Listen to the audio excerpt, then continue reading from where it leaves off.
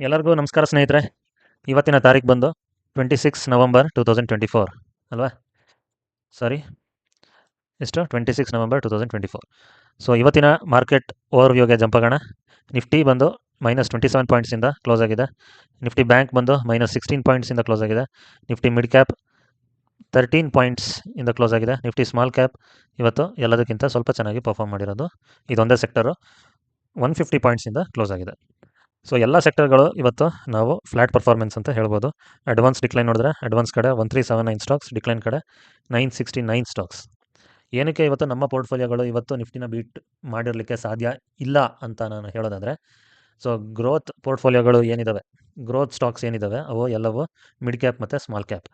So ಯಾರ್ಯಾರ ಪೋರ್ಟ್ಫೋಲಿಯೋಗಳಲ್ಲಿ ಜಾಸ್ತಿ mid cap ಮತ್ತು ಸ್ಮಾಲ್ ಕ್ಯಾಪ್ ಇರ್ತವೆ ಅವು ಇವತ್ತು ಅಂಥ ಏನೂ ಪರ್ಫಾರ್ಮ್ ಮಾಡಿಲ್ಲ. ಹಾಗಾಗಿ ನಿಫ್ಟಿನ ಬೀಟ್ ಮಾಡಿರೋಕ್ಕೆ ಸಾಧ್ಯ ಇಲ್ಲ. ಇದು ನನ್ನ ಅನಿಸಿಕೆ.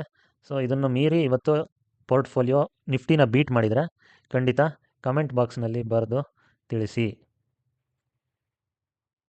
ಓಕೆನಾ? ಇನ್ನು ಸೆಕ್ಟೋರಿಯಲ್ ಪರ್ಫಾರ್ಮೆನ್ಸ್ನ ನೋಡಿದ್ರೆ, ಸೆಕ್ಟೋರಿಯಲ್ ಪರ್ಫಾರ್ಮೆನ್ಸ್ ನಿಫ್ಟಿ IT ಇವತ್ತು 1% ಜಂಪನ್ನು ಕೊಟ್ಟಿದೆ. ಉಳಿದಂತೆ ಇನ್ನೆಲ್ಲ ಸೆಕ್ಟರ್ಗಳು Nifty FMCG, Nifty media, Nifty metal, Nifty PSU bank ಇವ್ಯಾವು ಚೆನ್ನಾಗಿ ಪರ್ಫಾರ್ಮ್ ಮಾಡಿಲ್ಲ. ಓಕೆ, ಸೊ ನಿಫ್ಟಿ ಆಟೋ ಇವತ್ತು ತುಂಬ ಹೀನಾಯವಾಗಿ ಸೋಲನ್ನು ಅನುಭವಿಸಿರೋದು ನಿಫ್ಟಿ ಆಟೋ. ನಿಮ್ಮೆಲ್ಲರಿಗೂ ಗೊತ್ತಿದೆ, ಇತ್ತೀಚೆಗೆ ಅಮೆರಿಕಾದಲ್ಲಿ ಎಲೆಕ್ಷನ್ ಆಯಿತು. ಸೊ ಯಾರ್ಯಾರ ವಿರುದ್ಧ? ಒಂದು ಟ್ರಂಪಿನ ವಿರುದ್ಧ, ಇನ್ನೊಂದು ಕಮಲಾ ಹ್ಯಾರಿಸ್ನ ವಿರುದ್ಧ ಎಲೆಕ್ಷನ್ ಆಯಿತು.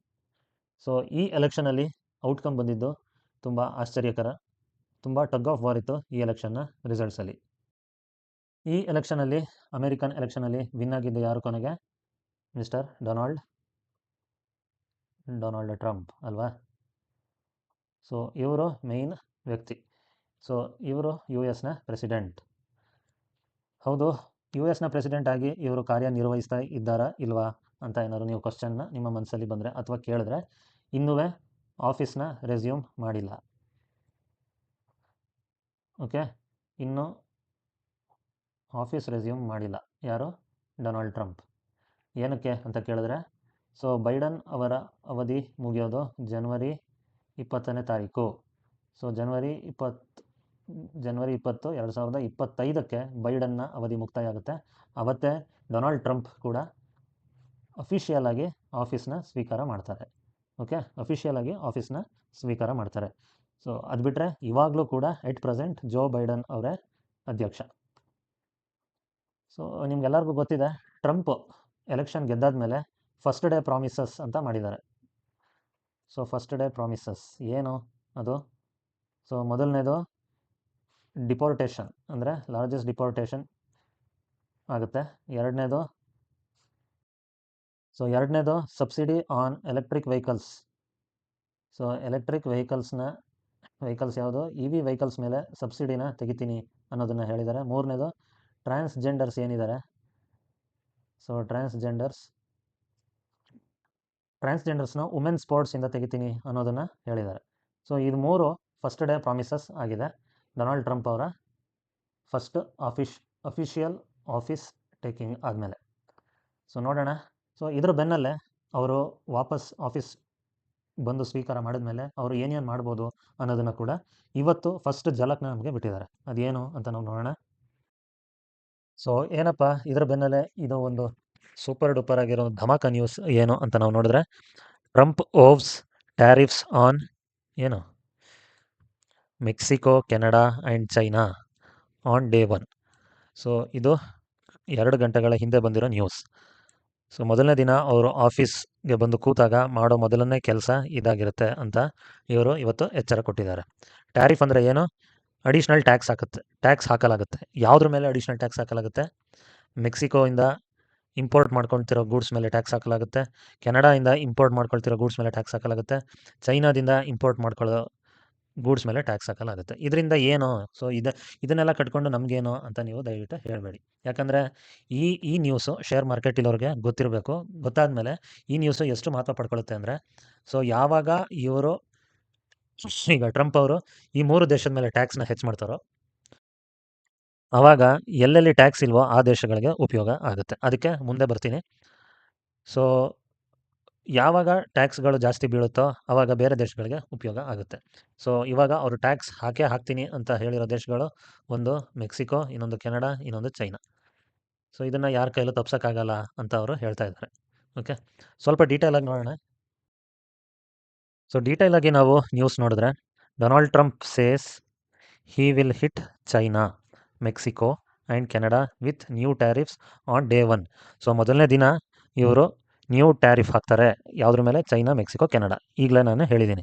ಏನಕ್ಕೆ ಹಾಕಲಾಗಿದೆ ಅಂದರೆ, ನೋಡಿ, ಅಮೇರಿಕಾ ತುಂಬ ತಲೆ ಕೆಡಿಸ್ಕೊಂಡಿದ್ದಾರೆ.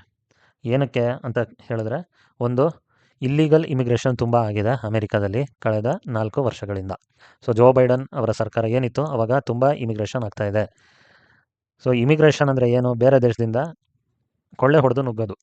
ಸೊ ಅಂದರೆ ಫ್ರೀಯಾಗಿ ನುಗ್ಗೋದು, ಫ್ರೀಯಾಗಿ ನಮ್ಮ ದೇಶದ ಎಲ್ಲಿ ನುಗ್ತಾರೋ ಆ ದೇಶದ ಸಂಪತ್ತುಗಳನ್ನೆಲ್ಲ ಲೂಟಿ ಮಾಡೋದು ಆಗ್ತಾಯಿದೆ. ಮತ್ತು ಡ್ರಗ್ ಸ್ಮಗ್ಲಿಂಗು ಜಾಸ್ತಿ ಆಗ್ತಾಯಿದೆ ಅಮೇರಿಕಾದಲ್ಲಿ. ಸೊ ಇದ್ರ ಕನ್ಸರ್ನ್ಸ್ ಡೊನಾಲ್ಡ್ ಟ್ರಂಪ್ಗೆ ತುಂಬ ಇರೋ ಕಾರಣ. ಸೊ ಇದನ್ನು ತಡಿಬೇಕು, ಇದು ಎಲ್ಲೆಲ್ಲಿಂದ ಆಗ್ತಾಯಿದೆ ಅನ್ನೋದು ಗೊತ್ತು. ಸೊ ಹಾಗಾಗಿ ಚೈನಾ, ಮೆಕ್ಸಿಕೋ, ಕೆನಡಾಗೆ ಹ್ಯೂಜ್ ಟ್ಯಾರಿಫ್ಸ್ನ ಹಾಕ್ತಾನೆ. ಸೊ ಹಾಗೆ ಮುಂದೆ ನೋಡಿದ್ರೆ, the US president elect said he would sign an executive order imposing 25% tariff on all goods coming from Mexico and Canada. Mexico and Canada ಮೇಲೆ 25% ಟ್ಯಾಕ್ಸ್ ನಾನು ಹಾಕ್ತೀನಿ. ಯಾವಾಗ? 20 ಜನವರಿ 2025. ಯಾವಾಗ ಆಫೀಸ್ನ ಅವರು ಸ್ವೀಕಾರ ಮಾಡ್ತಾರೆ ಆವಾಗ. ಸೊ ಮೆಕ್ಸಿಕೋ ಮತ್ತು ಕೆನಡಾ ಮೇಲೆ 25% ಟ್ಯಾಕ್ಸ್ನ ನಾನು ಹಾಕ್ತೀನಿ. ಯಾವುದ್ರ ಮೇಲೆ? ಅಲ್ಲಿಂದ ಬರುವಂಥ ಗೂಡ್ಸ್ ಮೇಲೆ. ಪ್ಲಸ್ ಚೈನಾ ಮೇಲಂತೂ ಮೊದಲೇ ಟ್ಯಾಕ್ಸ್ ಇದೆ, ಅದ್ರ ಮೇಲೆ 10% ಅಡಿಷ್ನಲ್ ಟ್ಯಾಕ್ಸ್ ಹಾಕ್ತೀನಿ ಅಂತ ಕೂಡ ಹೇಳಿದ್ದಾರೆ. ಸೊ ಅವ್ರಿಗೆ ಚೈನಾ ಕಂಡ್ರೆ ಆಗೋದೇ ಇಲ್ಲ. ಮೊದಲಾಗಿ ಅವರು ಕೊರೋನಾ ವೈರಸ್ನೇ ಬಿಟ್ಟಿರಲಿಲ್ಲ. ಇವಾಗ ಅವರು ಚೈನಾ ಮತ್ತೆ ಅಧಿಕಾರಕ್ಕೆ ಬಂದರೆ ಚೈನಾನ ಬಿಡ್ತಾರಾ? ಖಂಡಿತ ಬಿಡೋದಿಲ್ಲ. ಸೊ ಎಲ್ಲಿವರೆಗೆ ಈ ಅಡಿಷ್ನಲ್ 10% ಟ್ಯಾಕ್ಸ್ನ ಹಾಕ್ತಾರೆ ಅಂದರೆ, ನೋಡಿ, ಫೆಂಟಾನಿಲ್ ಸ್ಮಗ್ಲಿಂಗ್ ಆಗ್ತಾ ಇದೆ, ಅದನ್ನು ಕ್ರ್ಯಾಕ್ ಡೌನ್ ಮಾಡೋವರೆಗೂ ನಾವು ಚೈನಾ ಮೇಲೆ 10% ಟ್ಯಾಕ್ಸ್ನ ಹಾಕ್ತೀವಿ ಅಂತ ಹೇಳ್ತಾ ಇದ್ದಾರೆ. ಸೊ ಇಡೀ ವರ್ಲ್ಡಲ್ಲಿ ಲಾರ್ಜೆಸ್ಟ್ ಇಂಪೋರ್ಟರ್ ಬಂದು America. US is the world's largest importer. China, Mexico and Canada account for about 40% of the goods and import each year with official data. So China, Mexico, ಕೆನಡಾಯಿಂದ American ಮಾರ್ಕೆಟ್ಗೆ 40% goods ಪ್ರತಿ ವರ್ಷ ಬರುತ್ತೆ. ಅದ್ರ ಮೇಲೆಲ್ಲ ಜಾಸ್ತಿ tax ಹಾಕ್ತಾರೆ. ಸೊ ಯಾವಾಗ ಅಮೇರಿಕಾದ ಈ ಥರ ಸ್ಟೇಟ್ಮೆಂಟ್ ಕೊಡ್ತೋ, ಚೈನಾ ನೋಡಿ, so China has defended its efforts to stop the flow of illegal drugs. So China ಒಂದು ಸ್ಟೇಟ್ಮೆಂಟ್ನ ರಿಲೀಸ್ ಮಾಡಿದೆ, ನಾವು ಇಲ್ಲಿಗಲ್ ಡ್ರಗ್ಸ್ನ ತಡಿಲಿಕ್ಕೆ ತುಂಬ ಪ್ರಯತ್ನ ಮಾಡ್ತಾ ಇದ್ದೀವಿ. ಮತ್ತು there can be no winner in the trade war between the two. ಅಂದರೆ ಟ್ರೇಡ್ ವಾರ್ ಅಂತ ಏನು ನಡೆಯುತ್ತೆ, ಒಬ್ಬರ ಮೇಲೆ ಒಬ್ಬರು ಟ್ಯಾಕ್ಸ್ ಹಾಕೋದು, ಇದರಲ್ಲಿ ಯಾರೂ ವಿನ್ ಆಗಲಿಕ್ಕೆ ಸಾಧ್ಯ ಇಲ್ಲ ಅನ್ನೋದನ್ನು ಚೈನಾದವರು ಒಂದು ವಾರ್ನಿಂಗ್ ರೀತಿ ಅಮೇರಿಕಾಗೆ ಕೊಟ್ಟಿದ್ದಾರೆ. ಸೊ ಇದೆಲ್ಲ ಕಳೆದ 2 ಗಂಟೆಯಲ್ಲಿ ನಡೆದಂಥ ಒಂದು ವಿಷಯಗಳು. ಸೊ ಇದನ್ನು ನೀವು ತಿಳ್ಕೊಳ್ಳೋದು ನಿಮ್ಮ ಹಕ್ಕು ಕೂಡ. ಸೊ ನಿಮ್ಮ ಮುಂದೆ ಒಂದು ಸ್ಕ್ರೀನ್ಶಾಟ್ ಥರ ಕಾಣ್ತಾ ಇದೆ. ಇದರಲ್ಲಿ ಏನು ಹೇಳುತ್ತೆ? China exports to United States. So ಚೈನಾದಿಂದ ಯುನೈಟೆಡ್ ಸ್ಟೇಟ್ಸ್ ಅವರು ಏನೇನ ಇಂಪೋರ್ಟ್ ಮಾಡ್ಕೋತಾರೆ, ಅಥವಾ ಚೈನಾದವರು ಅಮೇರಿಕಾಗೆ ಏನನ್ನ ಎಕ್ಸ್ಪೋರ್ಟ್ ಮಾಡ್ತಾರೆ ಅಂದರೆ ಒಂದು ದೊಡ್ಡ ಲಿಸ್ಟೇ ಇದೆ.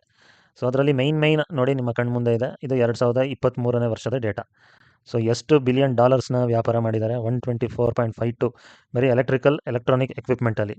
ಸೊ ಮೆಷಿನರಿ ಮತ್ತು ನ್ಯೂಕ್ಲಿಯರ್ ರಿಯಾಕ್ಟರ್ಸ್, ಬಾಯ್ಲರ್ಸಲ್ಲಿ $88 ಬಿಲಿಯನ್ ಮಾಡಿದ್ದಾರೆ. Furniture, lightings $30 billion, toys, games, ಸ್ಪೋರ್ಟ್ಸಲ್ಲಿ $29 ಬಿಲಿಯನ್, ಪ್ಲಾಸ್ಟಿಕ್ಸಲ್ಲಿ $23 billion, articles of apparels, knit and crocheted $18 billion.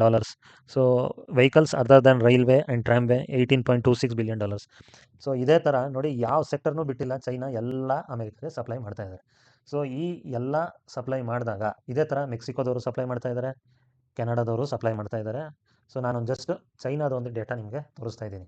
So same ಇದೇ ಮಾದರಿಯಲ್ಲಿ ಮೆಕ್ಸಿಕೋದವರು ಎಕ್ಸ್ಪೋರ್ಟ್ ಮಾಡ್ತಾ ಇದ್ದಾರೆ ಅಮೇರಿಕಾಗೆ, ಕೆನಡಾದವರು ಅಮೇರಿಕಾಗೆ ಎಕ್ಸ್ಪೋರ್ಟ್ ಮಾಡ್ತಾ ಇದ್ದಾರೆ. ಸೊ ಇವೆಲ್ಲದರ ಟ್ಯಾಕ್ಸ್, ಸೊ ಈ ಗೂಡ್ಸ್ ಮೇಲೆ ಏನೋ ಟ್ಯಾಕ್ಸ್ ಜಾಸ್ತಿ ಆದರೆ ಏನು ಮಾಡ್ತಾರೆ ಇವರು? ಇಲ್ಲಿಗೆ ಅಮೇರಿಕಾಗೆ ಸಪ್ಲೈ ಮಾಡೋದನ್ನು ನಿಲ್ಲಿಸಿದಾಗ ಡಂಪಿಂಗ್ ಮಾಡ್ತಾರೆ. ಎಲ್ಲಿ ಡಂಪಿಂಗ್ ಮಾಡ್ತಾರೆ ಅಂದರೆ, ಸೊ ಯಾವ ದೇಶದಲ್ಲಿ ತುಂಬ ನೀಡಿದೆ ಅಲ್ಲಿ ಕಮ್ಮಿ ಬೆಲೆಗೆ ಡಂಪಿಂಗನ್ನು ಮಾಡ್ತಾರೆ. ಓಕೆ, ಸೊ ಹಾಗೆ ಡಂಪಿಂಗ್ ಮಾಡಿದಾಗ ಇನ್ವೆಂಟ್ರಿ ಜಾಸ್ತಿ ಆಗುತ್ತೆ, ಚೈನೀಸ್ ಮಾರ್ಕೆಟಲ್ಲಿ ಎಕಾನಮಿ ಬಿದ್ದೋಗುತ್ತೆ. ಸೊ ಈಗಾಗಲೇ ನಮಗೆ ಗೊತ್ತಿದೆ, ಚೈನೀಸ್ ಮಾರ್ಕೆಟ್ ಎಕಾನಮಿ ತುಂಬ ವೀಕ್ ಇದೆ. ಸೊ ಅದನ್ನು ಎತ್ತಲಿಕ್ಕೆ ಚೈನೀಸ್ ಗೌರ್ಮೆಂಟ್ ಏನು ಮಾಡ್ತಾ ಇದ್ದಾರೆ? Stimulus package. ಸೊ ಸ್ಟಿಮ್ಯುಲಸ್ ಪ್ಯಾಕೇಜ್ನ ತರ್ತಾ ಇದ್ದಾರೆ. ಸೊ ಇದು ತಂದ ಮೇಲೆ ಅಮೆರಿಕ ಏನಾದ್ರು ಸುಧಾರಿಸ್ತಾ?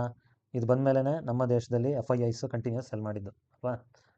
ಸೊ ಇವಾಗಲೂ ಕೂಡ ಸೆಲ್ಲಿಂಗ್ ನಡೀತಾನೆ ಇದೆ. ಸೊ ಇದು ಬಂದ ಮೇಲೆ ಆದರೂ ಇಂಪ್ರೂವ್ ಆಗುತ್ತಾ ಅಂತ ನೋಡಿದ್ರೆ ಅದ್ರ ಸೂಚನೆ ಏನೂ ಕಾಣ್ತಾ ಇಲ್ಲ. ಹಾಗಾಗಿ ಚೈನಾದವ್ರು ಕೂಡ ವಾರ್ ಮಾಡಿದ್ದಾರೆ, there is no win in trade war between the two ಅಂತ. ಓಕೆನಾ.